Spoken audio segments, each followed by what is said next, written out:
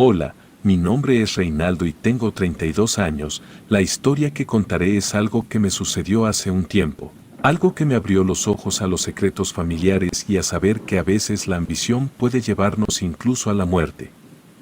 Bueno, comienzo diciendo que mi abuela era una persona de mucho dinero, su casa se asemejaba a una gran finca, era un sitio impresionante con una extensión considerable de terreno. La residencia principal tenía una estructura muy bella, construida con piedra y ladrillo de barro, contaba con varios dormitorios, cada uno con su respectivo baño, en un extremo se ubicaban las áreas de cocina, comedor y salas, en el otro se encontraban los dormitorios, siendo el de mi abuela el más espacioso y lujoso claramente. Desde su balcón se podía contemplar una fuente circular ubicada justo en el corazón de toda la edificación. Dentro de la fuente se podía ver una estatua de una dama con un vestido largo. Esta figura señalaba con su dedo hacia el firmamento. Esa escultura siempre me infundió temor. Nadie tenía conocimiento de la identidad de la mujer ni del significado de su gesto. Detrás de la residencia se hallaban los establos, junto a los animales, pues a pesar de tener mucho dinero, mi abuela vivía en un pueblo. Visitábamos a mi abuela con frecuencia, a diferencia de sus hermanos, mi padre nunca le solicitaba dinero ni mencionaba ese tema cuando la veía, al contrario, aunque mi abuela tenía todo lo necesario, mi padre siempre le llevaba obsequios e incentivaba su participación en nuestras vidas, por eso, desarrollamos un vínculo especial con ella, que mis tíos y primos nunca tuvieron, ya que ellos frecuentemente le solicitaban dinero o bromeaban sobre quién heredaría sus posesiones cuando falleciera, algo que sinceramente me parecía desagradable, pues se veía de lejos que lo único que les interesaba de mi abuela era su dinero. Y bueno, ella lo sabía, así que cuando enfermó, dejó en claro quién heredaría la finca, dado que mi abuelo había fallecido años atrás y dejó la propiedad a mi padre, junto con instrucciones precisas y justamente poco después de hablar con mi padre, falleció. Siempre fue afectuosa con nosotros, pero también tenía un lado extraño, en algunas reuniones familiares desaparecía sin que nadie supiera dónde iba o qué hacía, durante festividades como Semana Santa, Día de Muertos o días previos a Navidad, era imposible encontrarla, parecía que se la había tragado la tierra sin más. Incluso si te acercabas a su cuarto antes de dormir se escuchaba que la abuela hablaba cosas que jamás entendí. En fin, cuando mi padre aceptó la herencia, los abogados de mi abuela nos ayudaron en la transición y nos mudamos a su casa, una vez instalados. El abogado más confiable nos reunió en la sala y nos comunicó las instrucciones privadas que había compartido la abuela, quien dejó claro que la escultura de la fuente no debía ser desplazada ni movida de su lugar por ninguna razón. También dejó dicho que la ventana del balcón del dormitorio principal jamás debe permanecer abierta más allá de la medianoche y por último dijo que si encontrábamos un baúl, no debíamos abrirlo por nada del mundo, que lo dejáramos donde lo habíamos encontrado. Entonces, tras leer las instrucciones, el abogado se marchó y no volvimos a tener noticias de él. Las instrucciones resultaron peculiares, pero nunca cuestionamos por qué se nos prohibió hacer ciertas cosas. Además sabíamos que la abuela siempre había tenido un lado raro y seguramente sus razones tendría para dejar en claro lo que no quería que hiciéramos, así que como siempre respetamos su palabra sin problema. Y así pasaron los años y nos adaptamos a la vida en ese lugar. La finca era tan grande que no nos deshicimos de las pertenencias de mi abuela, las conservamos en su dormitorio, al que nunca entramos. Con el tiempo, mi hermano contrajo matrimonio y tuvo a su primer hijo. Mi padre le sugirió que usara el dormitorio contiguo al de mi abuela, que estaba desocupado y era amplio, para que lo acondicionara como un nuevo lugar para ellos. Mi hermano aceptó y comenzó a remodelar los dormitorios. Cuando derribó una de las paredes del dormitorio vacío, descubrió un pasaje secreto entre ese cuarto y el de mi abuela. Era un pasillo estrecho y oscuro que conducía a unas escaleras descendentes hacia lo que parecía ser un sótano. En cuanto lo descubrió, nos llamó y descendimos con linternas para explorar el lugar. El sótano era un espacio sombrío impregnado de polvo. estaba repleto de objetos antiguos y sucios que habían sido olvidados ahí. Aún así, había un interruptor que activaba una luz incandescente que apenas iluminaba el lugar. Con esa luz pudimos distinguir algunas estanterías adosadas a la pared y en algunas de ellas encontramos cajas con prendas de vestir y adornos. En el centro se encontraba una larga mesa de madera cubierta de polvo y telarañas. Esta mostraba numerosas marcas de cortes con cuchillos. Daba la impresión de haber sido utilizada para trocear o cortar algo. Desconocíamos qué podría ser ese algo, pero nos inquietaba pensar en ello. Mientras mi hermano y mi padre investigaban, noté en una de las estanterías del fondo un pequeño baúl. Estaba fabricado con madera y metal que ya se había oxidado. Tenía inscripciones extrañas que se asemejaban a escritura griega o algo así. El baúl estaba cerrado con un candado y parecía que las juntas de metal habían sido soldadas, como si lo que se encontrara dentro jamás debiera ser liberado. Intenté alzar el cofre y, al ser ligero, lo coloqué sobre la mesa. Mientras lo hacía, mi hermano encontró un álbum de imágenes que descansaba en la parte superior de la misma repisa. Dentro había fotos de la abuela con individuos desconocidos para nosotros. En todas, ella lucía contenta, llevando consigo un relicario de apariencia plateada colgando de su cuello, y en cada foto estaban sonrientes y disfrutando, excepto en las últimas.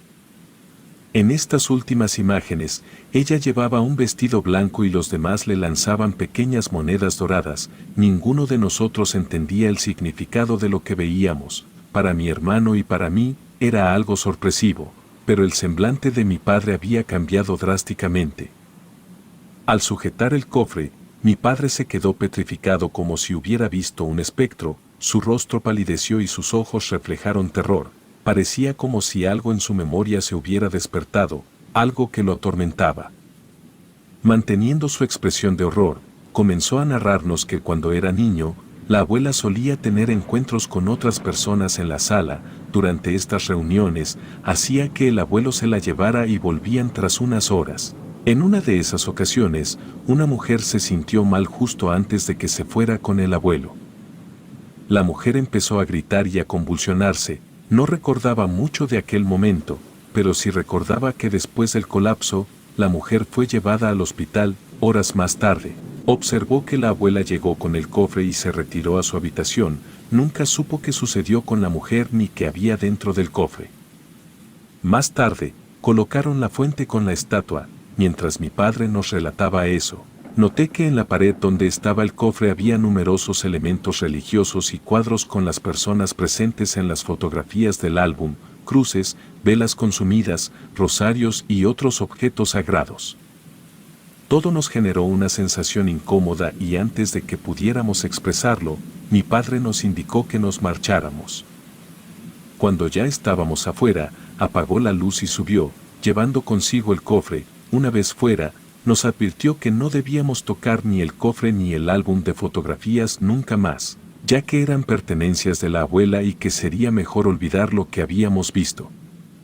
Guardó el cofre en su armario junto al álbum y decidimos dejar el pasaje del sótano tal como estaba.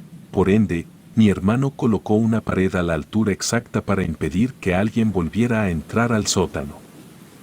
Con el tiempo, durante una reunión familiar, compartimos lo encontrado. Para la mayoría fue una anécdota interesante. Sin embargo, para mi tío Ricardo fue algo más. Mostró un gran interés en lo descubierto y en donde habíamos dejado el cofre. Un tiempo después, se levantó de la mesa anunciando que iría al baño. Al pasar más de una hora y no verlo regresar, decidí buscarlo. Descubrí que la habitación de mis padres estaba abierta y ahí encontré a mi tío Ricardo. Los cajones estaban abiertos y muchas cosas estaban esparcidas. Estaba buscando el cofre, el cual sostenía en la mano y trataba de abrir con un cincel y un martillo que había tomado de la caja de herramientas. Comenzó a maldecir a mi abuela. Mientras intentaba abrir el cofre, se notaba sudoroso, indicando que había estado intentándolo por un tiempo. El cofre, aunque soldado por algunas partes, era muy antiguo y la madera cedió antes que la cerradura. Tras ello, agarró el fragmento roto del cofre y lo arrojó al suelo. Fue suficiente para poder observar lo que contenía el cofre. Nos quedamos atónitos al ver lo que había dentro. Eran pequeñas monedas de oro, muchas que llenaban casi por completo el cofre. Desconocíamos su origen o época, pero tenían grabados símbolos que no reconocíamos. Entre las monedas, había un relicario a modo de collar que capturó nuestra atención. Era de plata con una cadena fina y un dije ovalado. Era el mismo de las fotos y me quedé en shock mientras mi tío lo examinaba y trataba de abrirlo. Al lograrlo notamos que en su interior había espacio para 2 fotografías, pero en su lugar había 2 marcas de sangre, una a cada lado. Parecía como si alguien hubiera dejado sus dedos ensangrentados en el metal, dejando una huella roja y seca. Al percatarse de eso, mi tío arrojó el relicario sobre la cama, argumentando que no tendría valor alguno por la sangre seca. Junto al relicario, había un rosario antiguo que infundía una sensación desagradable. Era de madera oscura con cuentas redondas y una cruz al final. Sin embargo, lo más peculiar era que tenía inscripciones en el mismo idioma que el cofre. Mi tío recogió las monedas, las guardó en su bolsa y abandonó la habitación, dejando caer el cofre y el rosario al suelo. Mientras recogía el cofre y lo ponía en la cama, escuché que empezaba a discutir con mi padre y reclamaba que él merecía más la casa, que por eso se quedaría con el oro de la abuela, y enfurecido se marchó. Mi padre me miró desconcertado y le informé que mi tío había abierto el cofre. Le conté lo que había dentro y dejamos el rosario junto con el relicario dentro del mismo. A pesar de que ya estaba roto en este punto, ya se habían ido los demás familiares y estábamos recogiendo las mesas cuando de pronto escuché gritar a mi madre. Regresando casi de inmediato, dijo que había visto correr a una niña con un vestido y pensó que sería alguna de mis primas y fue a ver, pues al haber animales de aquel lado, era peligroso que fuera sola. Como no vio nada, se regresó y nos contó. No le dimos importancia y seguimos cada uno a lo suyo. Esa misma noche, mientras cenábamos mis padres, mi hermano, su esposa y yo, escuchamos un sonido provenir de la parte trasera. Primero parecía un grito, luego alguien llorando, y poco a poco se convertía en un sonido ronco y aterrador que al ser tan grave hizo que las ventanas de la casa comenzaran a vibrar. Todos nos miramos confundidos y luego la esposa de mi hermano gritó asustada. Dijo que vio pasar corriendo por la puerta a una persona muy alta. Yo estaba de espaldas a la puerta, por lo que no lo vi, pero ella lucía alterada. Salí junto a mi padre mientras mi hermano trataba de calmar a su esposa. Por la dirección que nos dijo que tomó, parecía ir hacia el cuarto de la abuela. Cuando avanzamos, vimos como la puerta del cuarto, su cuarto, se cerró. Eso no tenía nada de lógica. Ese cuarto no había sido abierto en años, y aunque lo hiciera, todos los que vivíamos en la casa nos hallábamos en el comedor. Mi padre, muy tranquilo, me dijo que no me acercara mientras él fue a su cuarto por su rifle. Creímos que alguien se había metido y forzado la puerta del cuarto de la abuela, quizás alguien que quería robar. Cuando mi padre se acercó con el rifle en mano, mi hermano y yo estábamos cada uno de un lado del cuarto por si la persona que se metió se quisiera salir por alguno de los ventanales. Desde donde estaba, vi cómo mi padre se acercó lentamente a la puerta y cuando la abrió apenas unos pocos centímetros, algo la empujó violentamente desde adentro. Mi padre dio un grito ahogado mientras se escuchaba una risa provenir desde el cuarto de la abuela. Los tres nos quedamos paralizados y antes de siquiera pensar en qué pudo haber sido eso, la puerta se abrió completamente. Sin embargo, cuando nos asomamos, no había nada ni nadie. Revisamos por todas partes y no hallamos nada más que polvo y telarañas, pues como dije, nadie había entrado a ese cuarto por años. Eso fue muy extraño y regresamos al comedor y tratábamos de darle lógica a los sucesos que acababan de pasar, pues jamás habíamos tenido una situación similar desde que vivíamos en la casa, pero seguramente tenía que ver con que el tío Ricardo había abierto el baúl, pues la abuela había dejado claro que no podíamos hacer eso. En fin, tratamos de olvidar lo sucedido y nos fuimos a acostar. Cuando me dirigí a mi cuarto, tenía que ir por uno de los largos pasillos. Al haber ventanales por ahí, se podía ver hacia el centro de la casa donde estaba la fuente. No sé si fue por el miedo que tenía por lo ocurrido en la tarde o su gestión, pero cuando volteé hacia afuera, no vi la escultura en ella, era como si la hubieran quitado. Era de noche, así que las luces iluminaban todo afuera y vi claramente que no estaba. Giré rápidamente para dirigirme al cuarto de mis padres, cuando vi algo que me aterró. Era una silueta femenina al final del pasillo, cerca del cuarto de la abuela. Estaba ahí de pie, parecía observarme con una tétrica sonrisa. Sentí que el corazón se me salía del pecho mientras sudor frío me empapaba la frente, mi respiración se volvió agitada y mis manos no dejaban de temblar. No podía creer lo que veía en mis ojos. De repente, las luces parpadearon por un momento, como si hubiera una sobrecarga de electricidad. Volteé hacia una de las lámparas y sentí una ligera brisa en la espalda. Era como si alguien muy grande hubiera respirado detrás de mí. Asustado, corrí al cuarto de mi hermano y le grité desde la puerta. Salió rápidamente y muy exaltado le conté lo que había pasado. Mientras lo hacía, miramos hacia el patio por el ventanal y ahí estaba la escultura en la fuente. Era como si jamás se hubiera movido de su lugar. Mi hermano me dijo que me calmara, que quizá estaba sugestionado por lo que nos había ocurrido en la tarde, por lo que me fui a mi cuarto extrañado y confundido. No obstante, no dejaba de pensar que el ambiente se sentía pesado, lúgubre, como si hubiera algo oscuro rondando por la casa. Se sentía mucho frío, a pesar de que estábamos en épocas de calor. Luego de eso me acosté e intenté conciliar el sueño. Estaba por quedarme dormido cuando escuché pasos corriendo por el techo de la casa. Se me hizo un nudo en la garganta y una ola de angustia me inundó. Algo inhumano y espantoso se desplazaba por el techo. Asustado, salí de mi cuarto y quería ver qué era eso que andaba caminando encima de nosotros. La sorpresa es que en el pasillo ya estaba mi padre sosteniendo su rifle. Claramente observaba fijamente el techo, intentando discernir qué se hallaba ahí. Pude notar su semblante lleno de inquietud al encontrarse conmigo. Colocó un dedo sobre sus labios y me indicó en silencio que me mantuviera quieto. Seguí su consejo mientras miraba hacia arriba, notando una espesa neblina que se formaba en el patio. En tiempos de frío, esto no habría sido inusual, pero no era el caso. Repentinamente, oímos un chirrido desde el fondo del pasillo. Provenía de la puerta de la habitación de mi abuela. Mi padre se volteó mientras yo permanecía de frente. Observamos como dos pequeñas infantes en vestidos blancos salían de la habitación, exactamente como la niña que mi madre había descrito más temprano. Un grito mudo amenazaba con escaparse, por lo que tapé mi boca con ambas manos. Me costaba creer lo que veía. Sus rostros pálidos y sus ojos sin vida. De repente, las vimos dirigirse hacia la fuente. Se arrodillaron y parecía que jugaban con el agua. Mi padre y yo observábamos, llenos de interrogantes. Sin embargo, en un instante, sentí una mano helada en mi hombro izquierdo. Giré mi cabeza y noté que mi padre hacía lo mismo. Había sentido lo mismo en su hombro derecho. Lo que presenciamos aún hoy me provoca pesadillas.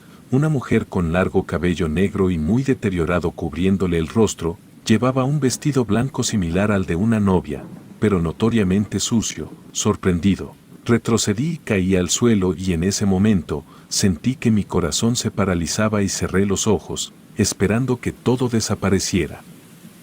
Entonces de la mujer salió una voz aterradora y nos dijo que estábamos muertos. Tenía un tono amenazador que hizo que se me erizara la piel. Era una voz que no pertenecía a este mundo, sino que emergía desde las profundidades del infierno. Mi padre estaba parado a mi lado, pero no emitía sonido alguno. Estaba paralizado. Tuve que sacudirlo violentamente para que reaccionara. Mientras tanto, vi cómo la mujer que nos había hablado se dirigía hacia la fuente y al encontrarse con las niñas, se desvanecieron entre la niebla. No habían pasado ni 5 minutos cuando el teléfono de mi padre comenzó a sonar. Mi madre respondió y luego se lo pasó a mi padre. Vi cómo su expresión cambió y se volvió sombría. Cortó la llamada y nos informó que era la esposa del tío Ricardo, quien dijo que mi tío durante la noche empezó a comportarse extraño. Estaba muy paranoico, afirmaba que escuchaba y veía cosas. Terminó quitándose la vida por su cuenta. Así que la llamada de su esposa fue para que la acompañáramos en todo el proceso relacionado con su fallecimiento.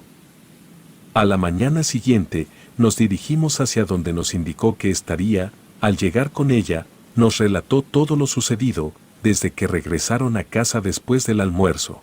Él aseguraba que lo seguía un coche que seguramente mi padre había enviado a alguien, para quitarle el oro que había tomado del baúl. Cuando arribaron a su hogar, se encerró en su despacho y durante todo el tiempo estuvo hablando. Al anochecer, se negó a recostarse y descansar. Permaneció en la sala con las lámparas encendidas y la bolsa que contenía el oro que se había llevado. Sin embargo, sus gritos cesaron de repente al salir de la habitación. Lo halló con su cinturón rodeando su cuello y tirando desde uno de los barrotes de la sala. Después de eso estábamos charlando sobre todo lo que había pasado en la sala, cuando un caballero que pasaba por ahí se acercó, nos cuestionó por qué hablábamos de monedas de oro. No revelamos demasiado y amablemente le pedimos que se retirara. Nosotros ya no regresamos a la casa, nos quedamos con la esposa de mi tío durante el velatorio y hasta su entierro. Al momento de partir, mi prima me entregó una mochila. Dijo que allí estaban las monedas y que no deseaba saber más de ellas. Las tomé y nos fuimos de ahí. Al llegar a la casa, eran casi las 4 de la tarde y mi hermano, con su esposa, nos informó que por la mañana había llegado un hombre con vestimenta similar a la de un sacerdote buscándonos. En ese instante, tocaron la puerta. Era ese hombre de sotana, un hombre alto, de tez clara. A pesar de su imponente figura bajo la sotana, mostraba amabilidad. Se presentó con su nombre y nos explicó que venía por encargo de una instancia superior para asistirnos, ya que estábamos en peligro. Nos pidió que le narráramos todo lo acontecido desde el día en que hallamos el cofre. Después de escuchar pacientemente, nos dijo que debíamos irnos de ahí por órdenes de la iglesia. Mi padre le preguntó por qué. Pero él le dijo que era algo confidencial.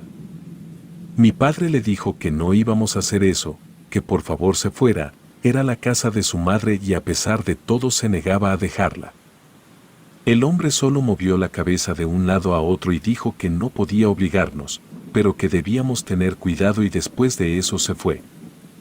Puse las monedas en donde las encontramos y toda la familia nos reunimos en el patio de la casa, nos tomamos de las manos y rezamos. Además pedimos perdón a la abuela y a los espíritus atormentados. Pedimos perdón en nombre de la abuela.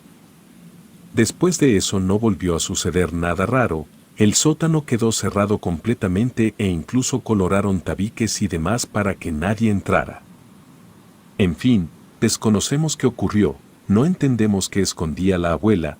Eso sigue siendo un enigma que esperamos sinceramente nunca se nos sea revelado. Ya no queremos saber más sobre el baúl de mi abuela ni de su antigua historia.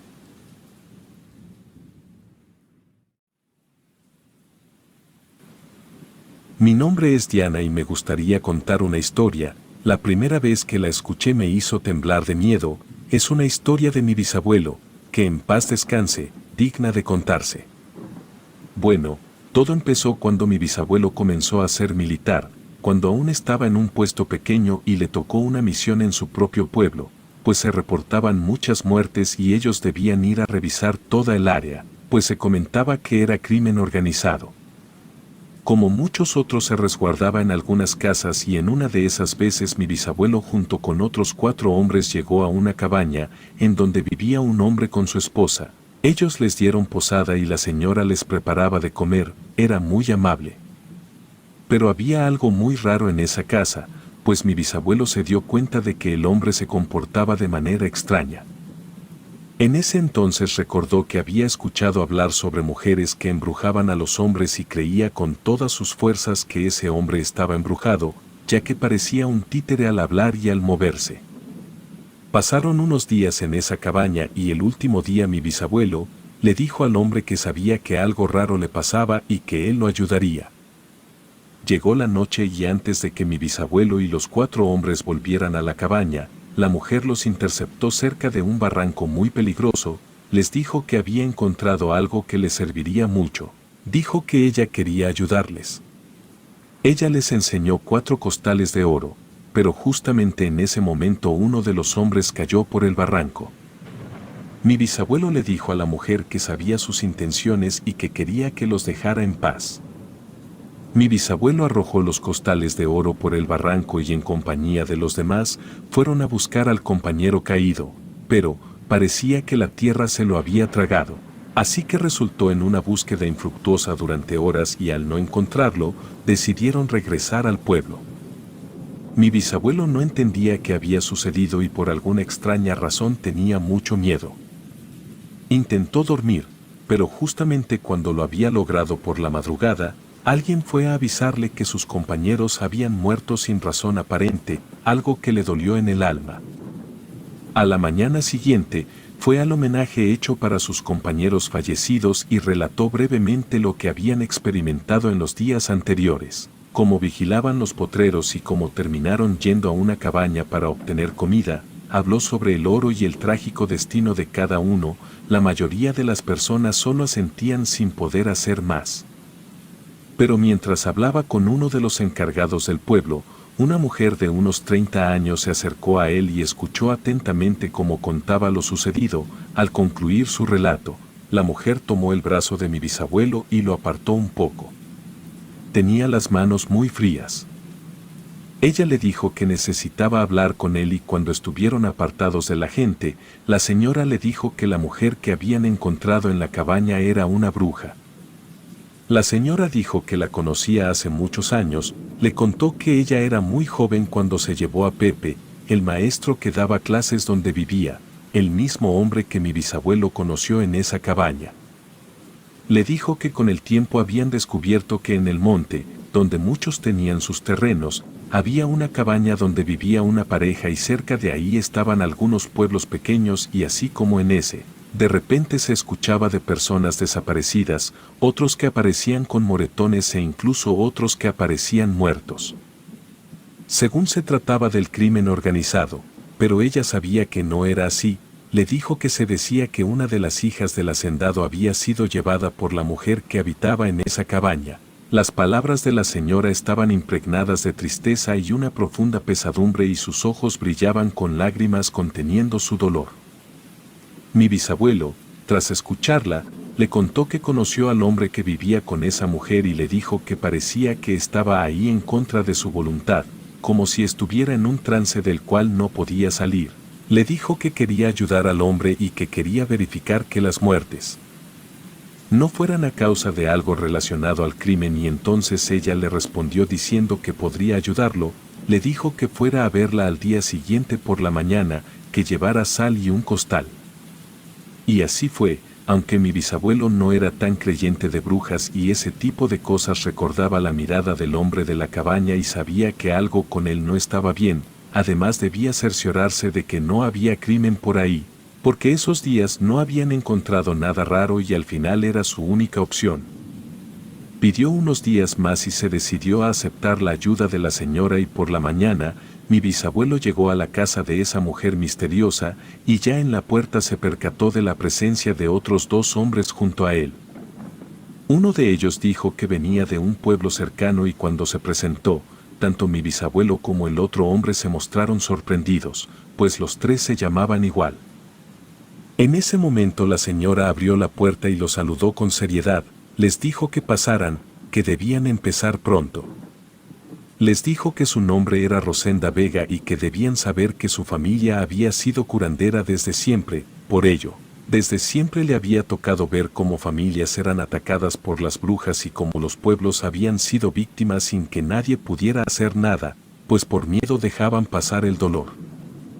Les comentó que ellos habían sido reclutados ahí, porque de una u otra forma habían tenido contacto con ella y además tenían el mismo nombre, por lo que ellos tres eran los indicados para vencer a esa bruja. Les dijo que les enseñaría a usar eso, señalando hacia una mesa en la que había algunos pares de tijeras. Costales que parecían tener granos, algunos hilos rojos, algo que parecían alambre de púas y el costal de sal que llevó mi bisabuelo. Les dijo que eso sería muy complicado, que debían ser fuertes y hacer uso de toda la fe que tuvieran, además sería de gran ayuda para ella que vencieran a esa mujer, pues siempre había estado buscando liberar a su antiguo maestro y que con su ayuda lograrían una manera de vengar todo lo que las brujas habían hecho desde hace muchos años. Además les advirtió que cuando la enfrentaran y estuvieran por ganar, les ofrecería oro, riqueza, poder, 1000 cosas con tal de salir viva, solo intentaría engañarlos para acabar con ellos. Finalmente, les dijo que cuando acabaran con ella, posiblemente les lanzaría algunas maldiciones, pero les dijo que ella les daría algunas cosas con las que podrían protegerse y los tres asintieron. Con ello, Rosenda comenzó a explicarles cómo debían usar las tijeras, que los costalitos tenían semillas de mostaza y cómo debían usarlas, además del uso que le darían a la sal. Les enseñó cómo debían amarrar los nudos de hilo rojo y, más importante, les dijo 3 oraciones que debían repetir, las cuales tenían un orden. Las palabras estaban acomodadas en un orden inverso y les explicó cuando fuera el momento en el que tenían que atacar a la bruja, debían hacer todo para que la bruja se debilitara. Ahí debían aprovechar y terminar con ella. Pocos días después, cuando ya se sabían las 3 oraciones al derecho y al revés, a cada uno de ellos les dio un amuleto un poco extraño, parecía un atrapasueños, pero en lugar de la característica forma circular, este tenía una forma triangular. La señora Rosenda les dijo que ese amuleto los protegería y que por nada del mundo se lo quitaran. Mi bisabuelo lo tomó en sus manos y pensó en vengar la muerte de sus compañeros, y cuando los 3 se sintieron listos para darle caza a la bruja de la cabaña, salieron. Rosenda les dio su bendición y les dijo que esperaba que regresaran con bien. Dicho eso, los 3 hombres se fueron. Como mi bisabuelo sabía dónde se hallaba la cabaña de la bruja, les indicó a sus 2 compañeros la dirección que debían tomar y cómo iban a actuar. Él sabía por Rosenda que por las noches era cuando la bruja iba al fogón a quitarse las piernas, como si fueran piezas desmontables, y después de eso, salía volando en forma de bola de fuego. Así que era el momento perfecto y debían aprovechar para ir por ella. Poco después reconocieron la cabaña a lo lejos, se acomodaron en la parte alta del cerro, mirando a esa dirección y esperando que llegara la noche para que la bruja se fuera. Horas más tarde, cuando la noche había caído, finalmente ocurrió lo que habían estado esperando. Observaron a la mujer caminar hacia la cocina y después la vieron en forma de bola de fuego perderse en el monte. El momento tan anhelado había llegado y comenzaron a ejecutar el plan que los había llevado hasta ese lugar. Mi bisabuelo y uno de sus compañeros corrieron hacia la cabaña, dirigiéndose directamente al fogón para recuperar las piernas que la mujer había dejado ahí. Mientras tanto, el otro hombre empezaba a esparcir la sal en un círculo de 4 metros de diámetro, repitiendo el proceso varias veces para asegurarse de que el círculo permaneciera intacto. Lo hizo siguiendo el camino que mi bisabuelo le había descrito, el trayecto que la bruja tomaba al regresar poco antes del amanecer. Este sendero transitaba por un lugar bordeado por grandes árboles y el círculo se ubicaba a 2 metros de un enorme árbol. Cuando mi bisabuelo y su compañero regresaron, cada uno tenía una pierna en la mano y el tercer compañero ya había concluido su tarea. Acto seguido, cada uno de ellos comenzó a trazar un camino con semillas en el suelo, desde el círculo de sal hasta el punto por donde se suponía que la bruja aparecería y estaba el árbol gigante. Aseguraron las piernas al árbol con alambre de púas, como les había dicho Rosenda, y se dispusieron a esperar. Cada uno ocupaba una posición como si fueran los extremos de un triángulo, manteniendo una distancia de aproximadamente 20 metros entre ellos, dejando el círculo de sal en el interior de este triángulo y extendiendo el camino de semillas desde cada uno de los vértices del triángulo. Horas más tarde, uno de los compañeros de mi abuelo avistó a la bruja volviendo. Inmediatamente comenzaron a hacer ruido para llamar su atención, y cuando la bruja los miró, se dirigió directamente hacia mi bisabuelo con intenciones de atacarlo. Sin embargo, se detuvo bruscamente en el aire al encontrarse con el círculo de sal, y al posar su mirada en el suelo, vio las semillas y la bruja intentó recogerlas rápidamente. Mi bisabuelo, temeroso al notar que el rostro de la bruja no se asemejaba en nada al de la muchacha que los había atendido en la cabaña, comenzó a recitar una de las oraciones que Rosenda les había enseñado mientras realizaba nudos con hilo, pero justamente la bruja soltó una espantosa carcajada y al instante, ésta se elevó en el aire. De sus manos surgieron unas enormes garras con las que intentó golpear a mi bisabuelo para arrebatarle el amuleto de protección. Mientras esto ocurría, los otros dos compañeros de mi bisabuelo habían sacado su hilo y estaban haciendo nudos, al mismo tiempo que recitaban una de las 3 oraciones que Rosenda les había enseñado. En el momento en que ellos hicieron un nudo que repitieron varias veces, la bruja se retorcía y entonces cayó directamente en el círculo, como si un gran peso la hubiera arrastrado en esa dirección. Cuando cayó, mi bisabuelo corrió al árbol donde tenían las piernas y les clavó 2 de las 3 tijeras que llevaban en forma de cruz, una en cada una. En ese instante, la bruja que estaba en el círculo comenzó a gritar de una manera horrible, dio un lamento desconsolado, que seguramente se escuchó hasta el mismísimo infierno. Mientras eso ocurría, los 3 estaban muy asustados, pero no bajaban la guardia y de repente, los gritos se detuvieron, interrumpidos por una dulce voz que provenía de la bruja, quien les pedía que no la mataran, que les daría mucha riqueza o lo que ellos le pidieran. Mientras sus facciones volvían a ser las de la muchacha que atendió a mi bisabuelo y sus compañeros cuando iban por comida. Sin dejarla terminar, mi bisabuelo la interrumpió y le dijo que se callara, que sabía lo que intentaba y que eso mismo había hecho con sus antiguos compañeros. Mientras él decía eso, sus 2 compañeros seguían haciendo lo mismo, nudos y oraciones. La bruja, al ver que no la iban a liberar, retomó la forma horrible que tenía cuando llegó e intentó elevarse en el aire, deseosa de hacerles daño. En ese momento, los 3 comenzaron a avanzar hacia ella sin perder el triángulo que formaban. La bruja sabía el destino que se aproximaba y por eso no dejaba de gritar y maldecir, y cuando estaban lo suficientemente cerca de ella, uno de los compañeros tomó las tijeras en forma de cruz y se las clavó en el pecho a la bruja. La horrible bruja comenzó a dar gritos horripilantes y a retorcerse en el suelo como un gusano. Entonces mi bisabuelo empezó a quemar todo alrededor y la bruja comenzó a arder en llamas y los árboles comenzaron a quebrarse, produciendo un sonido aterrador. Las sombras creadas por el fuego parecían demonios, jugando con la mente de los 3 hombres que enfrentaban a la bruja. La bruja, mirándolos fijamente, amenazó con vengarse en el futuro, prometiendo daño a ellos o a sus descendientes, y a medida que las llamas cesaban, ella se reducía en tamaño. Luego, hubo un repentino silencio, las piernas atadas al árbol comenzaron a desvanecerse como polvo, mientras la bruja se encogía en el círculo de sal hasta el tamaño de un gato. Al amanecer, recordaron el consejo de Rosenda, quien le dijo que si no lograban deshacerse de ella, debían esperar hasta el sol. De ser así, debían llevarla a una cueva en la cima de un cerro antes de que los rayos solares la alcanzaran por completo, pero que debían tener cuidado. Rosenda había advertido sobre un posible problema: la bruja podría influir en alguno de los 3 para que la dejara ir y así podría recuperar su forma original y buscaría vengarse. Al amanecer, al exponerla al sol, no desapareció. Decidieron atraparla en un costal de sal que aún tenían y se dirigieron hacia el cerro. En el camino, uno de los compañeros sugirió dejarla ahí, insistiendo en que ya habían cumplido su objetivo. A pesar de sus palabras, continuaron hasta la cueva.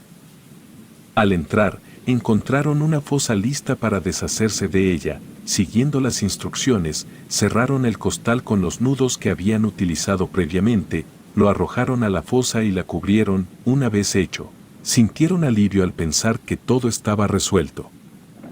Después de finalizar con la bruja, los 3 se marcharon sin prestar atención a la voz que los llamaba, alejándose del lugar y llevando consigo el amuleto que les entregó Rosenda. Al regresar al pueblo, cada uno siguió su propio camino y nunca volvieron a cruzarse. Mi bisabuelo se salió del ejército y decidió llevar una vida más tranquila en su pueblo de siempre, y días después, decidió visitar a Rosenda para contarle lo sucedido. Sin embargo, al llegar a su casa, que estaba en las afueras del pueblo, encontró el lugar en ruinas, cubierto de polvo y abandonado, como si nadie viviera ahí desde hace años. Al intentar averiguar sobre Rosenda en el pueblo, descubrió que nadie conocía a una persona con ese nombre, excepto una señora que solía cuidar a los enfermos y que ya había fallecido. así que, al parecer, la Rosenda a la que buscaba ya no estaba viva. Mi bisabuelo, sorprendido y escéptico, acudió al camposanto en busca de la tumba de Rosenda Vega, encontró una lápida descuidada y casi ilegible por el paso del tiempo. Esto le desconcertó, ya que había hablado con una mujer llamada Rosenda Vega y ella los había ayudado a derrotar a la bruja y recuerda que su casa estaba en perfectas condiciones. Mientras que la tumba se hallaba abandonada y en decadencia, como si tuviera muchos años que nadie la visitara. Sintió una profunda tristeza al saber que la mujer que había hecho algo bueno estaba muerta, además le había tomado cariño y tenía muchas ganas de verla y al darse cuenta de que ya no estaba con vida, una profunda tristeza lo invadió. Así que decidió hacer algo bueno por ella como ella lo hizo por él, al ayudar a vengar la muerte de sus antiguos compañeros. Comenzó a limpiar la tumba, cubierta por hojas y vegetación, mientras le hablaba y le relataba cómo habían acabado con la bruja, agradeciéndole por su ayuda. Por alguna razón él sabía que Rosenda lo escuchaba y eso lo hacía sentir un poquito mejor. Siempre iba a dejarle flores, como agradecimiento y siempre le pedía que lo dejara verla una vez más, pero eso nunca pasó. Unos años después, durante un viaje, se encontró con Pepe, quien había sido hechizado por la bruja en la cabaña hace unos años. Pepe le contó cómo fue controlado por la bruja y cómo al liberarse, trató de reconstruir su vida. Mi bisabuelo compartió con él la historia de cómo lograron vencer a la bruja gracias a los conocimientos que Rosenda les había proporcionado. Y entonces Pepe se quedó paralizado al escuchar el nombre de Rosenda, pues recordó que ella había sido su alumna hace muchos años, cuando él era maestro en el pueblo y la recordaba como una chica muy inteligente y amable. Y entonces comenzaron a recapitular que seguramente en el momento en que la bruja comenzó a arder en llamas, fue cuando Pepe comenzó a recuperar la movilidad de su cuerpo y posterior a eso, prendió en llamas la cabaña. Pepe le dijo a mi bisabuelo que desde ese entonces había vivido una vida tranquila y feliz y le agradeció a mi bisabuelo por salvarlo de aquel horrible tormento, en el cual no era dueño de su propio cuerpo ni de sus pensamientos. Mi bisabuelo se alegró de haber podido ayudar a Pepe y se volvieron buenos amigos. En fin, la bruja jamás volvió a aparecerse en el pueblo y nadie supo nada de ella. De hecho, los rumores de gente desaparecida y muertos habían cesado, pues todo volvió a la normalidad, gracias a Rosenda, mi bisabuelo y sus compañeros. Y muchos años después, en la parte trasera del cerro, es donde los trabajadores no pudieron avanzar en la construcción de la carretera, pues decían que había algo que se los impedía. Había apariciones raras y se escuchaban gritos que provenían de la cueva, y mi bisabuelo llevó el amuleto, el atrapa pesadillas hasta el final de sus días.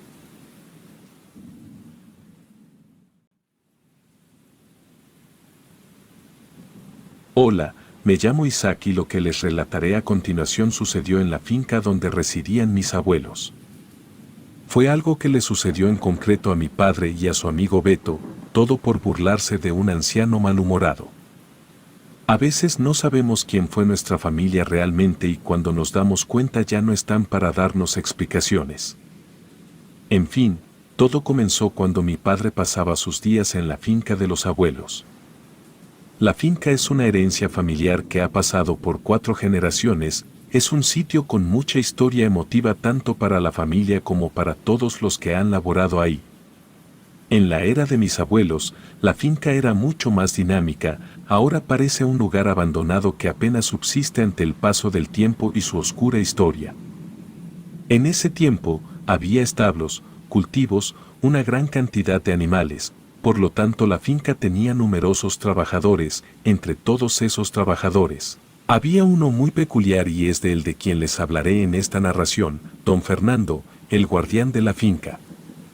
Vivió ahí desde que era casi un niño. En ese lugar, ascendió desde ser un simple peón hasta ser capataz con su dedicación y esfuerzo. Era sumamente respetado por todos y prácticamente establecía las normas en la finca junto con los demás empleados. Fernando fue el empleado más fiel y honrado que ha pasado por la finca de mis abuelos. Todos depositaban gran confianza en él y siempre fue el más cercano colaborador de mi abuelo. Sin embargo, También era un hombre muy rígido con ideas arraigadas en su época. Con el paso de los años, poco a poco lo fueron relevando de muchas tareas debido a su avanzada edad, ya que le resultaba imposible imponer su voluntad o simplemente realizar trabajos físicos. Él mismo solicitó poder seguir trabajando ahí hasta sus últimos días porque no quería dejar de hacerlo y terminó siendo el guardián de la finca en sus últimos años. Se encargaba de cuidar la casa, el estacionamiento, los establos y un gallinero. Fernando lucía cansado y solía aislarse constantemente, manteniéndose siempre en silencio. A pesar de que Fernando nunca contrajo matrimonio, dedicó toda su vida al trabajo y a la finca. Mientras sus padres estaban vivos, salía de la finca para visitarlos, siendo esas sus únicas salidas, y después del fallecimiento de sus padres, prácticamente se quedó solo. Se decía que tenía una hermana, pero fue llevada a la capital desde muy pequeña y nunca regresó, así que don Fernando sirvió fielmente a mis abuelos durante toda su vida. Sin embargo, don Fernando guardaba numerosos secretos muy oscuros que nadie imaginaba. En primer lugar, los secretos que mi abuelo le confió, sabiendo que don Fernando era muy discreto y así lo fue hasta su muerte. Don Fernando también conocía cosas sobre la finca que pocos sabían, pero como se suele decir, no se pueden ocultar todos los secretos en la vida. Tarde o temprano la verdad y los secretos salen a la luz. A mi padre, llamado Carlos Lezama, y a su amigo cercano Beto les tocó descubrir un secreto aterrador que don Fernando ocultaba.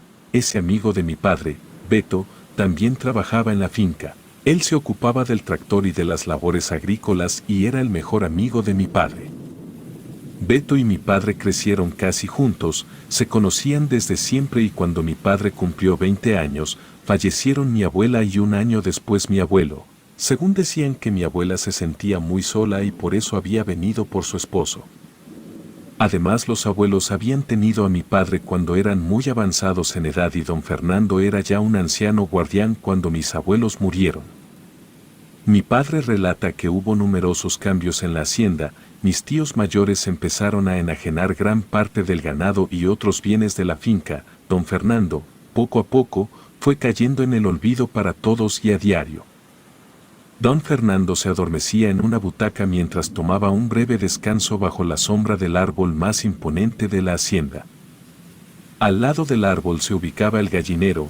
Un día, mientras don Fernando dormía, la puerta del corral de las gallinas quedó abierta y uno de los perros logró infiltrarse en él, persiguiendo a las aves.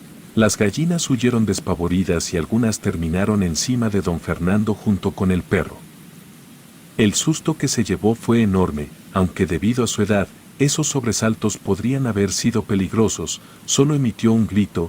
Beto y mi padre corrieron a ver qué ocurría y al observar la escena, no pudieron contener la risa ante la situación cómica con el anciano. Sin embargo, ese comportamiento no le pareció adecuado al anciano don Fernando, ya que le parecía una falta de respeto que dos jóvenes se estuvieran burlando de él en lugar de respetarlo y preguntarle por su bienestar. A pesar de ser un hombre más reservado y serio, lanzó una grosería que hizo desaparecer la sonrisa de Beto y de mi padre al instante. Los miraba con ojos llenos de rencor y ellos no entendían por qué se tomaba ese tipo de cosas tan a pecho. No había sido nada serio como para que se portara así.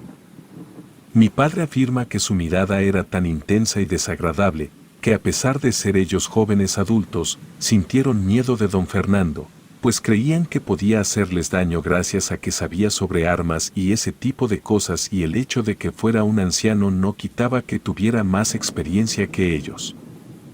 Bajo su semblante envejecido y arrugado, aún conservaba esa autoridad. Mi padre le pidió a Beto que se retiraran, pero repentinamente la risa burlona resurgió. Don Fernando los miró y les dijo que siguieran burlándose de él, que eran unos jóvenes tontos y mal educados, pero que nadie se reía de él y eso lo pagarían muy caro y entonces él sería quien se reiría de ellos. Deseaba que las gallinas les arrancaran los ojos para que dejaran de hacer mal. Además, su patrón no permitiría que nadie se burlara de él porque era su empleado favorito. Después de esas palabras, don Fernando encerró a las gallinas y se fue. Mi padre le indicó a Beto que no era prudente enfadar al anciano, que era un pobre hombre mayor que no toleraba bromas. Sin embargo, a Beto no le importó y comentó a mi padre que a él le daba absolutamente igual sus comentarios y su edad. Que él sabía que el anciano era un holgazán y que solo se aprovechaba porque su padre lo había dejado ahí, pero que él probaría que don Fernando era un flojo y que ya vería quién se reía al final. Beto también dijo que no le gustaban las amenazas y que si se enfrentaban en algo seguro ellos ganaban porque eran más jóvenes y fuertes. A pesar de la inicial resistencia de mi padre, Beto finalmente lo convenció y así empezaron a actuar como espías de don Fernando. Al principio, les pareció gracioso que parecía que don Fernando conversaba con amigos imaginarios, ya que lo veían hablar en solitario, con un semblante serio, como si estuviera dialogando con alguien que ellos no podían ver. Parecía como si el anciano estuviera desequilibrado mentalmente, pero luego, mi padre y Beto notaron que cuando don Fernando hablaba y esperaba una respuesta, sucedían cosas extrañas a su alrededor. Se oían pasos de alguien invisible. Ramas crujían en los árboles cercanos y se percibía un murmullo ininteligible que parecía ser la respuesta al diálogo de don Fernando. Sin embargo, según mi padre, parecía que el anciano mismo quería ser descubierto, ya que les resultaba sorprendentemente fácil espiarlo. Uno de los grandes descubrimientos fue su pequeña habitación, donde el anciano don Fernando residía, aunque estaba alejada de la casa principal, formaba parte de los terrenos de la hacienda. Mi abuelo en su testamento dejó claro que don Fernando, por ser tan fiel trabajador, tenía derecho a vivir ahí hasta su fallecimiento. A nadie le importaba el espacio y de hecho, mi padre comenta que fue hasta ese día cuando lo espiaron, fue que supo de la existencia de esa casa donde vivía don Fernando. El anciano dejó la puerta abierta y se marchó a patrullar la hacienda, así mi padre y Beto lograron entrar, percibieron que don Fernando tenía pocas cosas, pero todo estaba impecablemente limpio. Al inspeccionar cada rincón de la casita, encontraron un espacio que resultó ser el baño y en su interior, don Fernando tenía una puerta de madera cubierta con una cortina justo al ras del suelo. Cuando intentaron abrirla, escucharon ruidos procedentes de dentro. Mi padre y Beto se alarmaron y salieron corriendo. Aquella puerta despertó gran intriga en ellos, por lo que trazaron un plan. Beto y mi padre, sabiendo bien la rutina de don Fernando, él trabajaba de noche cuidando el rancho y en la mañana esperaba que llegaran los trabajadores, el resto del día él aguardaba sentado en sus asientos, cerca del árbol apoyado y tomando una siesta, hasta que oscureciera nuevamente y luego se retiraba a su vivienda para prepararse antes de salir a patrullar otra vez.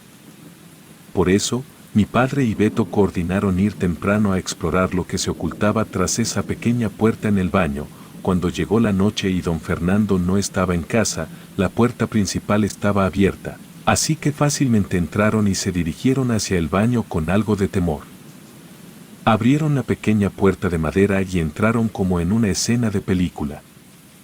Descubrieron un sótano oculto que al parecer solo don Fernando conocía. Resultó que ellos llevaban una vela, estaban bien equipados y descendieron con cautela por las escaleras y abajo. Descubrieron una habitación más espaciosa que toda la vivienda de don Fernando. Parecía que la casita era solo una distracción para ocultar ese inmenso sótano y sus misterios. Había un olor a humedad, similar al de una cripta, y había un armario muy grande que captó la atención de mi padre en primer lugar. Dentro del armario, notaron que había varios trajes de vaquero. Mi padre identificó rápidamente los trajes, eran los de mi abuelo. Mi padre cuenta que sacó uno de los trajes polvorientos y amarillentos por el abandono. Ese traje tenía una marca de beso muy evidente en la camisa, en el cuello, dentro del bolsillo de la camisa. Encontraron una nota que decía, "No me olvides". Mientras exploraban más en ese viejo armario, descubrieron cartas de amor, todas dirigidas a mi abuelo y escritas por diferentes mujeres. Esto llevó a mi padre a pensar que don Fernando era el responsable de guardar todos los secretos de mi abuelo. Encontraron fotografías antiguas de mi abuelo abrazando a otras mujeres que definitivamente no eran mi abuela, además de recuerdos dejados por esas amantes. Beto se burló de mi abuelo, diciendo que mi abuelo era todo un pícaro y le dijo que mirara todas las cosas que había ahí, que seguramente mi abuelo tenía muchos hijos por ahí. Además añadió que estaba seguro de que mi abuela no sabía de todo eso.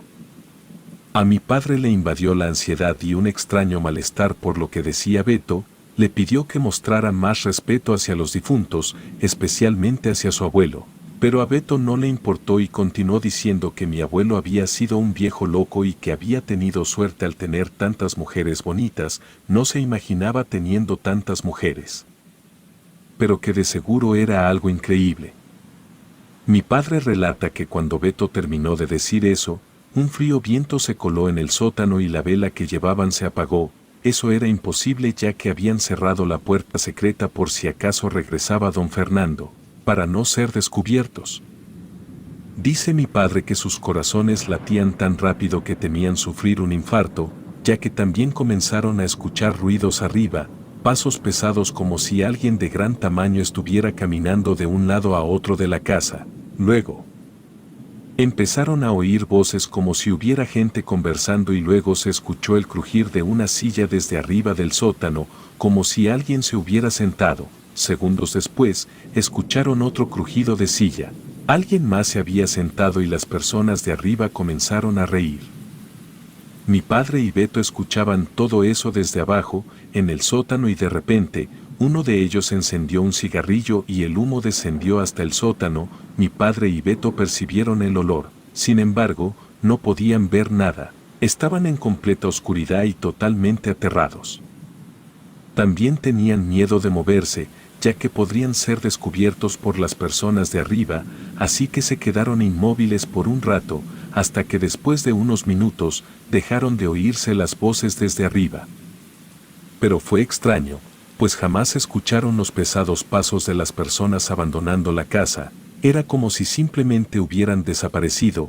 Todo volvió a la normalidad y Beto con cuidado se acercó a las escaleras y subió lentamente, se asomó por un lado de la puerta y ya había algo de luz del amanecer, viendo que no había nadie en la casa. Bajó de nuevo y pudieron encender la vela otra vez. Ambos estaban aterrados por temor a ser descubiertos. Se dieron cuenta de que aún tenían tiempo para seguir explorando el sótano. Descubrieron una cama grande, botellas de tequila, una caja de cigarrillos. Las botas de mi abuelo estaban en el suelo, al lado de la cama. Todo estaba igual que cuando mi abuelo visitó por última vez ese sótano. A Beto le picó la curiosidad mirar debajo de la cama, levantó la sábana que colgaba y pidió la vela a mi padre para ver lo que había debajo. Cuando iluminó cuidadosamente con la luz y se asomó, se quedó sin palabras. No podía hablar, dejó caer la vela al suelo, pero afortunadamente no se apagó. Entonces mi padre la recogió rápidamente. Mi padre miró los ojos desorbitados de Beto y le preguntó qué había visto, qué estaba pasando allá abajo, pero Beto no respondía y de repente empezó a vomitar. Mi padre trató de calmar a Beto, le pidió que por favor se calmara, que todo estaría bien, pero Beto estaba muy afectado. Pasaron unos minutos y el amigo de mi padre se tranquilizó un poco, aunque aún así no quería decir que había visto. Más adelante, mi padre y Beto descubrieron algo perturbador debajo de la cama, lo cual les hizo salir rápidamente del lugar y ponerse a investigar mejor, pero descubrieron algo aún más inquietante en el sótano, lo cual les hizo sentir la necesidad de regresar y exponer a don Fernando. Y entre el alboroto que en ese lugar lejano, mi padre cuenta que casi se desmaya del miedo al escuchar una risa fuerte, idéntica a la de mi abuelo y a la de su propio padre. Beto intentó agarrarse pero recibió 2 bofetadas para recobrar el conocimiento. Solo les quedó la opción de huir de ahí, pero fue inútil, al menos para Beto. Mi padre relata que escuchó la risa burlona y malévola de mi abuelo y vio como una fuerza invisible agarró a Beto de una pierna, lo arrastró con violencia y lo estrelló repetidamente contra las paredes. Beto clamaba por ayuda, pero mi padre no pudo hacer nada. Los golpes hacían que la cabeza de Beto resonara como si su cráneo se hubiera fracturado. Los gritos de su amigo cesaron cuando quedó sin vida. Al ver el charco de sangre, mi padre intentó socorrerlo, pero una fuerza lo expulsó de la casa.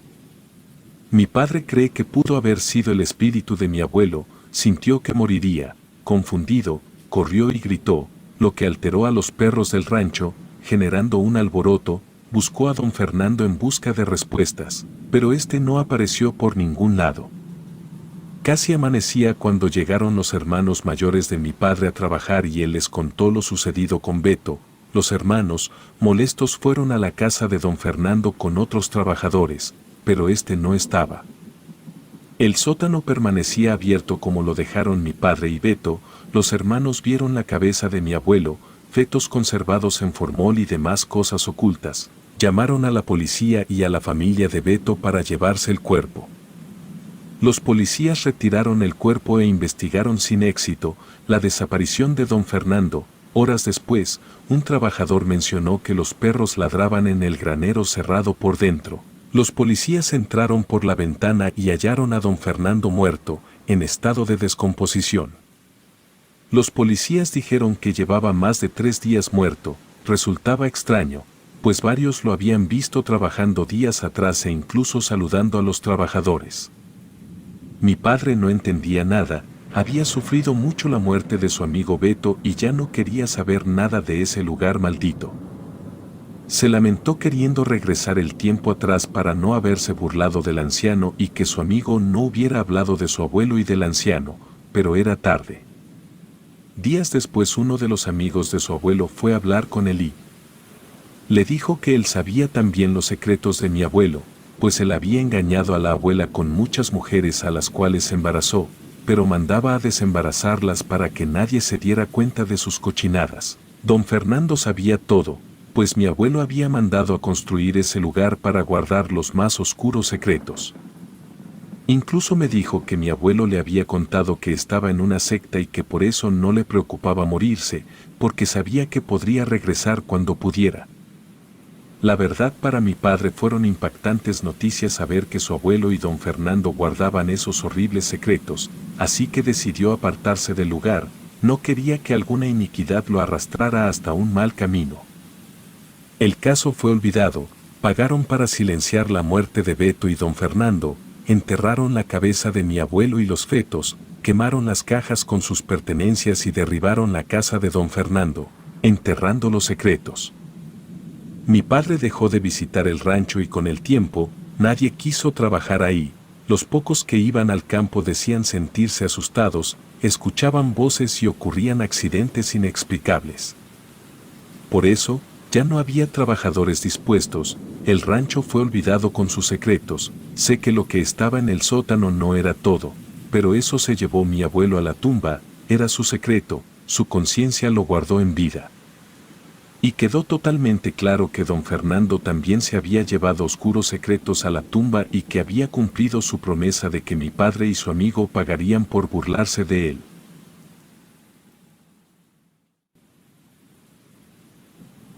Mi nombre es Arturo López, vivo en Querétaro, México y me gustaría contar mi historia, mejor dicho la de mi abuela.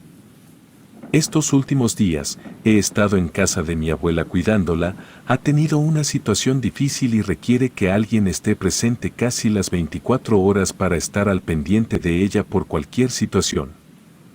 Presenta un tipo de enfermedad que está afectando su hígado, me he encargado de ayudarla en sus necesidades cotidianas, como acompañarla al baño y trasladarla de una habitación a otra durante las últimas 3 semanas y la verdad no me quejo de eso. Aunque para algunos podría parecer monótono, lo hago con gusto, siempre he mantenido una estrecha relación con mi abuela, prácticamente fue quien me crió, ya que mi madre rara vez estaba en casa por su trabajo, así que definitivamente era hora de retribuirle por lo mucho que hizo por mí en el pasado, desde que yo estaba en la escuela secundaria. Ella ha estado sola y a pesar de eso, estos últimos 10 años han sido los más felices que la he visto.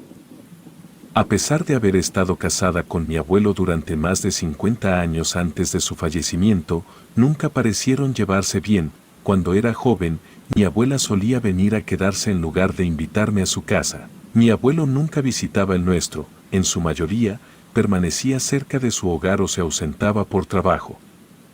Pero las pocas veces que interaccioné con él, mostraba una gran distancia, incluso cuando era niño, su aspecto no me generaba confianza. Con el tiempo, se volvió más pálido y menos coherente, murmuraba palabras incomprensibles mientras miraba la televisión. Mi abuela solía mantenerlo en la oscuridad del dormitorio con la televisión encendida. Su desaparición repentina cuando yo cursaba 9º grado fue un alivio tanto para mí como para mi abuela. La semana pasada, mientras la preparaba para dormir y le mencionaba que al día siguiente íbamos de compras, sugiriendo que descansara, ella negó con la cabeza y desvió la mirada. Su rostro se tornó triste y el ambiente también. Ella me dijo que esa noche podría ser su final. Me agradeció diciendo que había sido muy amable con ella y que quería que yo estuviera con ella en el final de sus días.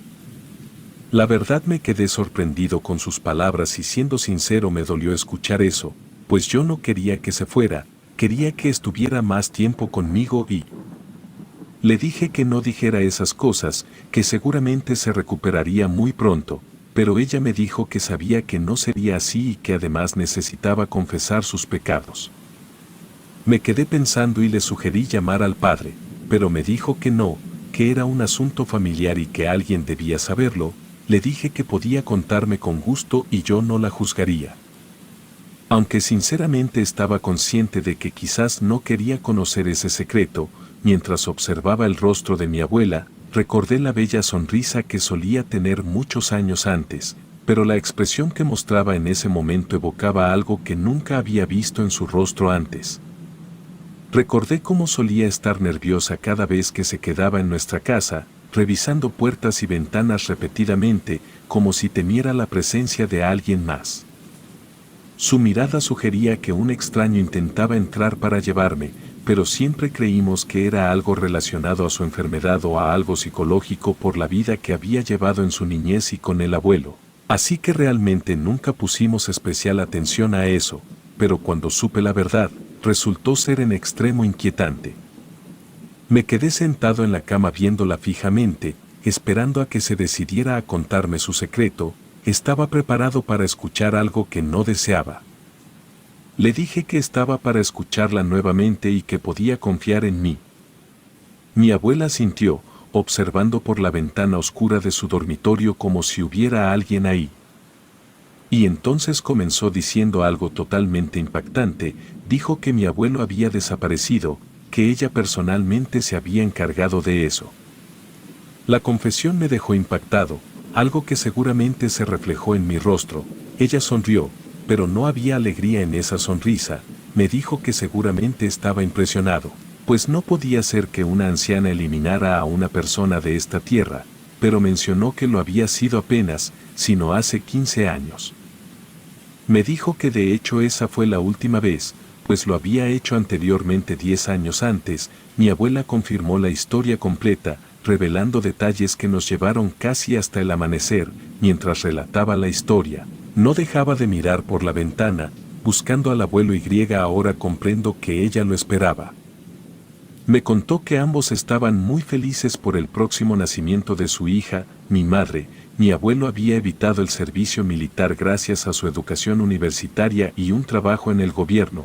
Trabajaba como ingeniero, encargándose de puentes y sistemas de alcantarillado, y esperaba regresar a casa con la abuela con ansias y conocer a su primera hija. Mis abuelos se habían ilusionado con la llegada de su hija y durante sus conversaciones telefónicas, las lágrimas asomaban cada vez que proyectaban su futuro juntos en casa. Sin embargo, una llamada marcó el final de aquel sueño, pues le informaron sobre la muerte del abuelo en un accidente automovilístico. Murió en el lugar de trabajo cuando otro conductor pasó un semáforo en rojo y colisionó contra su lado del coche. Le aseguraron que fue instantáneo, que no sufrió. Mi abuela decidió que lo enterraran cerca de su casa, para que su hija estuviera cerca de su padre. Estaba claro que mi abuela estaba muy triste por el fallecimiento del abuelo, no podía creerlo. Todos sus planes se habían ido a la basura. Una semana después de su fallecimiento, antes de que su cuerpo llegara a casa, la abuela escuchó ruidos en la cocina por la noche.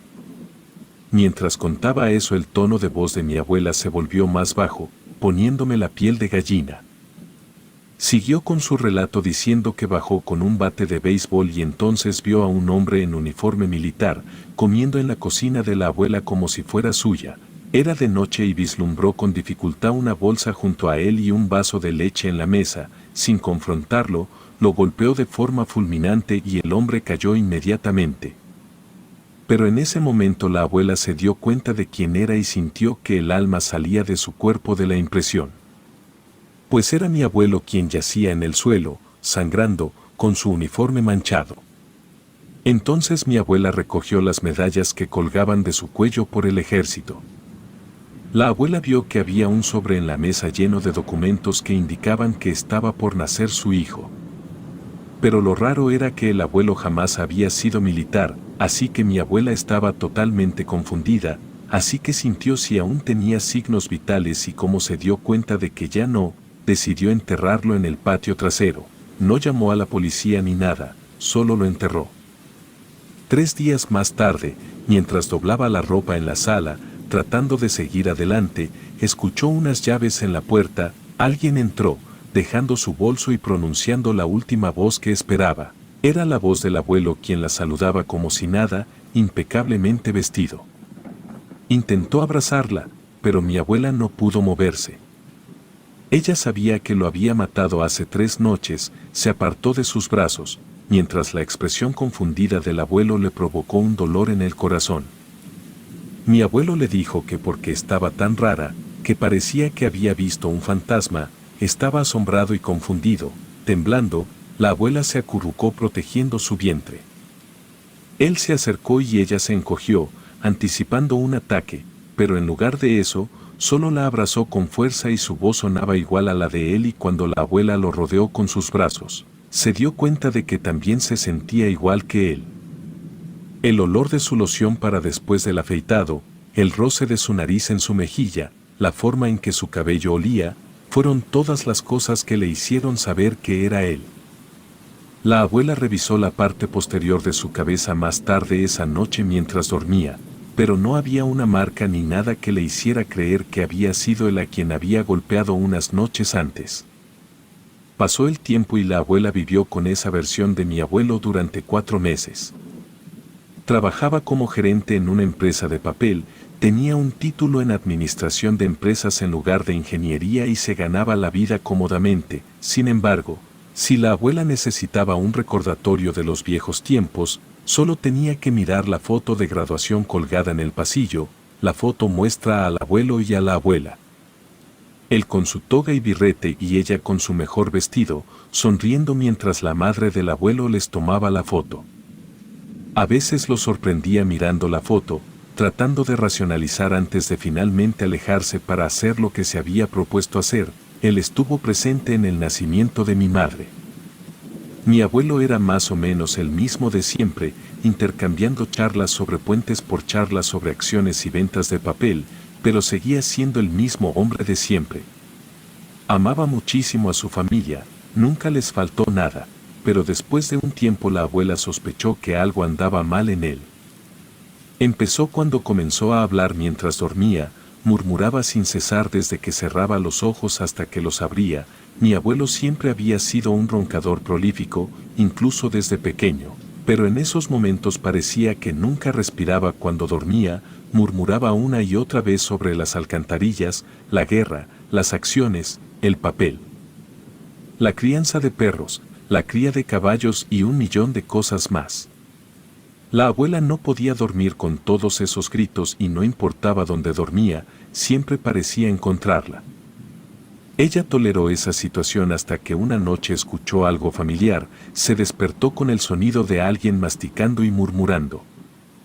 Había estado durmiendo en el sofá tratando de dormir un poco lejos de los murmullos y mientras avanzaba sigilosamente por el pasillo, lo escuchó murmurar. Ni siquiera el chirrido de la puerta lo despertó de su pesadilla, ni siquiera podía molestarse. Entonces mi abuela escuchó que mi abuelo decía entre líneas que iba a matar a la abuela y a su hija al amanecer tal y como lo había planeado hace meses. Además dijo que sabía del crimen que la abuela había cometido hace unos meses, cuando golpeó al otro con un bate y lo mató. Así que la abuela estaba completamente asustada, pues sabía que él la delataría, se despertaría y se lo diría a la policía, encontrarían el cuerpo, la detendrían y él se quedaría ahí con la bebé y sabía qué pasaría. Incluso peor, podría matarlas al amanecer, y de pronto pensó y se dio cuenta de que entonces, él no era su esposo, no podía ser, y eso implicaba que podría lastimarla o matarla. Así que la abuela decidió acabar con él de nuevo, le puso la almohada en la cara y la verdad es que el abuelo no puso mucha resistencia y tras unos segundos dejó de respirar y luego la abuela lo enterró. Lo raro es que ella dice que los dos cuerpos del abuelo no pesaban nada, era como si cargara un pequeño gato. En fin, mientras ella me contaba todo eso la piel se me erizaba, aunque a decir verdad llegué a creer que estaba completamente loca y siguió contando. Me dijo que el abuelo regresó y esa vez era un vendedor de autos, pero ese se parecía menos a mi abuelo que el anterior, era como si fotocopiaras una fotocopia, la calidad se degrada hasta que es casi irreconocible, así fue eso. El siguiente se parecía menos a mi abuelo, estaba más pálido que él y a veces parecía perderse, dice que vivió con ese durante 2 años hasta que de repente, un coche lo atropelló afuera de su casa. Ella le dijo a la policía que aquel hombre era primo de su difunto esposo y que por eso se parecía tanto. El abuelo volvió y ahora criaba caballos y se fue cuando uno lo tiró al suelo y murió. La abuela no llamó a la policía y lo enterró al borde del campo. Para ese punto la abuela ya se estaba volviendo una experta perdiendo maridos y cuando apareció el siguiente, lo golpeó con un sartén y lo dejó en el patio trasero con los demás. Una vez cuando mi madre llegó a casa de la escuela, había uno nuevo en la sala leyendo el periódico. La abuela me dijo que a lo largo de los años, había experimentado con su durabilidad, empujó a uno del techo después de pedirle que la ayudara a arreglar algo, se rompió el cuello y lo agregó al patio. Al siguiente lo hizo caer desde lo alto de una montaña durante una caminata, solo para regresar a su casa y encontrarse con otro esperándola. Las réplicas se volvieron más tenues y menos coherentes con el tiempo, sus voces se debilitaron y perdieron sustancia, alcanzaron un punto en el que ya no podían mantener un empleo. Sus mentes parecían desvanecerse como las de aquellos con demencia, en ocasiones, alzaban la mirada para observarla desde fuera, a través de cualquier ventana disponible. Mi madre ya había dejado la casa cuando recibieron un cheque de jubilación de una empresa dedicada a la fabricación de pipas, el dinero era un salvavidas económico, pero la abuela tenía miedo de encontrarse con ese fantasma descolorido. Era como si el abuelo hubiera estado trabajando en fabricación de pipas durante mucho tiempo, pero esa réplica jamás se apareció en la vida de la abuela. La abuela continuó cobrando esos cheques hasta que dejaron de llegar hace aproximadamente 1 año. Y ahora sabía que el abuelo podría regresar una vez más, pero tenía miedo porque si ella se iba y regresaba otra réplica nadie sabría que no era real. Me dijo que ya era mi secreto también y que los cuerpos anteriores seguían ahí. Ella dice que de vez en cuando escarba y ahí están, aunque se desintegran, los huesos permanecen. Me dijo que no sabía si esa versión de mi abuelo volvería, pero que ahora debía estar alerta, me dijo que me dejaba todo, la casa, las cuentas, todo era mío. Entonces se recostó y parecía que su vida se desvanecía poco antes de la medianoche, había fallecido y cuando eso sucedió alguien tocó la puerta, fui a abrir pensando que era mi madre, pero no, era mi abuelo más pálido de lo que recordaba, pero en esencia igual, me saludó y retrocedió por donde había venido. Fui al jardín trasero y escarbé, pero no había rastro ni señales de alguien ahí. Enterramos a la abuela cerca del terreno del abuelo original, descansaban en paz juntos. El cuidador del cementerio me comentó que alguien dejaba una única flor silvestre en su tumba antes de marcharse. Mientras tanto, informé a la policía sobre los cuerpos enterrados en el jardín. El sheriff los exhumó y realizó preguntas que parecían difíciles de creer, realizaron pruebas y sorprendentemente, todos coincidían con mi abuelo, registros dentales, ADN, cabello, todo encajaba y nadie podía creerlo realmente. No pudieron culpar a mi abuela ya muerta y quedó como un misterio sin resolver. De todos modos, fue un alivio que retiraran los cuerpos del jardín y que mi abuela partiera en paz. Mi madre estaba en shock cuando le conté todo. La verdad, no podía dejar las cosas así y tenía miedo de que el abuelo apareciera de nuevo. Me sentía con una carga horrible por esa razón. Extrañaba a la abuela y por un momento deseé que no me hubiera contado nada de eso. Antes de que sacaran los cuerpos del jardín pensé que la abuela estaba delirando al contarme eso, pero resultó que los cuerpos sí estaban ahí y bueno, nadie entiende a qué se debe que haya más de mi abuelo. Quizá es alguna falla en el universo, quizás son abuelos de universos paralelos o a lo mejor es algún fantasma que extraña su vida e incluso algún extraterrestre buscando encontrar respuestas. No lo sé, pero es algo muy raro y no sé si alguien ha pasado por algo así. Nos mudamos muy lejos de esa ciudad, por eso ahora vivimos en Querétaro, pero cuento esta historia porque justamente hace poco nos sucedió algo realmente extraño. Una noche mientras veía videos en YouTube me llegó un mensaje de texto de un número desconocido y cuando lo abrí me di cuenta de algo horrible. El mensaje decía que me saludaba con mucho gusto y que quería saber de la familia, pues hace mucho no sabía nada, que nos extrañaba mucho y que si quería podría quedarme en su casa en Veracruz el próximo fin de semana. Decía que se dedicaba a fabricar pipas. Que era mi abuelo, que por favor me comunicara con él y estaba claro que el miedo me había dejado pasmado. Aquel ser que no era mi abuelo en realidad nos había encontrado y seguramente iría por nosotros. Después de recibir el inquietante mensaje que parecía provenir de mi abuelo, me sentí abrumado por la confusión y la incertidumbre que rodeaba a mi familia. A pesar de mi deseo de dejar atrás todo lo relacionado con los extraños eventos de mi abuelo, sentía una atracción magnética hacia la curiosidad. Decidí investigar por mi cuenta, buscando cualquier pista o explicación lógica detrás de este misterioso mensaje. Encontré un antiguo diario de mi abuela escondido entre sus pertenencias, el cual guardaba secretos que nunca había compartido conmigo. Entre las páginas, descubrí descripciones detalladas de extraños sucesos que mi abuela había experimentado a lo largo de los años. Hablaba de encuentros con figuras que se parecían a mi abuelo pero no lo eran, de voces susurrantes en las noches y de fenómenos inexplicables que desafiaban toda lógica. Entonces me di cuenta de que realmente nada tenía sentido. Era verdad que la abuela no sabía por qué habían sucedido esas cosas y yo tampoco entendía nada. El abuelo podría ir por nosotros, matarnos o algo parecido.